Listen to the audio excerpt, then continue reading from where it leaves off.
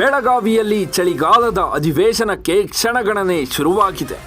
ಕನ್ನಡಿಗರ ಹಿತ ಕಾಯುವ ಜೊತೆಗೆ ಸರ್ಕಾರ ರೈತರು ಬಡವರ ಸಮಸ್ಯೆಗಳನ್ನು ಆಲಿಸಲು ಸಜ್ಜಾಗಿದೆ. ಅಧಿವೇಶನಕ್ಕೂ ಮೊದಲು ಸರ್ಕಾರ ಕೊಟ್ಟ ಮಾತನ್ನು ನೆನಪಿಸಿಕೊಳ್ಬೇಕಿದೆ. ಕನ್ನಡ ನಾಡು ನುಡಿ ಜಲ ಗಡಿಗಾಗಿ ಹೋರಾಡಿದ ಈ ಮಣ್ಣಿನ ಮಕ್ಕಳಿಗೆ ಕೊಟ್ಟ ಭಾಷೆಯನ್ನ ಸರ್ಕಾರ ಉಳಿಸಿಕೊಳ್ಳಬೇಕಿದೆ.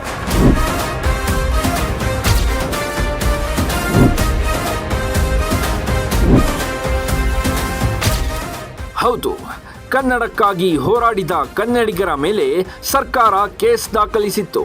ಸರ್ಕಾರದ ನಡೆ ವಿರುದ್ಧ ನಮ್ಮ ಗೌಡರು ತೀವ್ರ ಆಕ್ರೋಶ ವ್ಯಕ್ತಪಡಿಸಿ ಹೋರಾಡಿದ್ರು. ಗೌಡರ ಹೋರಾಟದ ಫಲವಾಗಿ ಮಾನ್ಯ ಮುಖ್ಯಮಂತ್ರಿಗಳು ನವೆಂಬರ್ 1 ಕನ್ನಡ ರಾಜ್ಯೋತ್ಸವದಂದು ಸಿಹಿ ಸುದ್ದಿ ನೀಡಿದ್ರು. ಕನ್ನಡ ಚಳವಳಿಗಾರರ ಮೇಲಿರುವ ಮೊಕದ್ದಮೆಗಳನ್ನು ಹಿಂಪಡೆಯುವುದಾಗಿ ಬಹಿರಂಗವಾಗಿ ಘೋಷಿಸಿದ್ರು. ಆದರೆ 1 ತಿಂಗಳು ಕಳೆದರೂ ಆ ದಿಶೆಯಲ್ಲಿ ಯಾವುದೇ ಸೂಚನೆ ಕಾಣುತ್ತಿಲ್ಲ. ಮುಖ್ಯಮಂತ್ರಿಗಳ ಘೋಷಣೆ ಕೇವಲ ಘೋಷಣೆಯಾಗಿ ಉಳಿದು ಬಿಡುವ ಲಕ್ಷಣ ಕಂಡುಬರುತ್ತಿದೆ.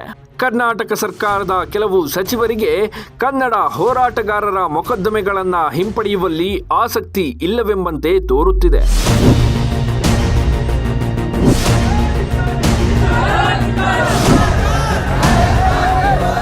ಕನ್ನಡ ಪರ ಹೋರಾಟಗಾರರ ಮೇಲಿನ ಮೊಕದ್ದಮೆಗಳು ಕನ್ನಡದ ಹಕ್ಕಿನ ಪ್ರಶ್ನೆ. ಆ ಪ್ರಕರಣಗಳು ಮುಂದುವರಿಯುವುದೇ ಅನ್ಯಾಯ.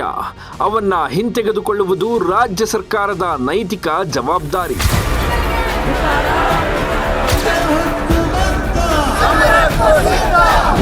ನೆಲ, ಜಲ, ಗಡಿ, ಭಾಷೆ ಹಕ್ಕಿಗಾಗಿ ಹೋರಾಟ ಮಾಡಿದವರನ್ನ ತಪ್ಪುಗಾರರಂತೆ ನೋಡಲು ಸಾಧ್ಯವಿಲ್ಲ. ಹೀಗಾಗಿ ಸರ್ಕಾರ ಕೊಟ್ಟ ಮಾತಿನಂತೆ ನಡೆದುಕೊಳ್ಬೇಕು. ಇಲ್ಲದಿದ್ದರೆ ಗೌಡರ ಸಾರಥ್ಯದಲ್ಲಿ ಕರವೇ ಬೆಳಗಾವಿ ಅಧಿವೇಶನ ನಡೆಯೋಕೆ ಬಿಡೋದಿಲ್ಲ. ಹೋರಾಟಗಾರರ ಮೇಲಿನ ಕೇಸ್ಗಳನ್ನು ಹಿಂಪಡೆಯೋ ಬಗ್ಗೆ ಸಂಪುಟದಲ್ಲಿ ಸಕಾರಾತ್ಮಕ ನಿರ್ಧಾರ ಕೈಗೊಳ್ಳಬೇಕು. ಇಲ್ಲದಿದ್ದರೆ ಪ್ರತಿಭಟನೆ, ಘೇರಾವ್, ಕಪ್ಪು ಪಟ್ಟಿ ಪ್ರದರ್ಶನದಂತಹ ಚಳುವಳಿಗಳನ್ನು ಕೈಗೊಳ್ಳಬೇಕಾಗುತ್ತದೆ ಅನ್ನೋದು ನಮ್ಮ ಗೌಡರ ಎಚ್ಚರಿಕೆ.